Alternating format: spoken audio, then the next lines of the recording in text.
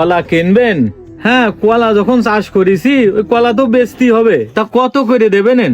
কত করে আর নিবি? কলা তো খুব একটা জুত হয়নি রে। এই কলার দাম আর কত করে দেবো? যাক 100 টাকা না 150 টাকা করে দেবানে তোর, যা তোর ঠকাছি নে।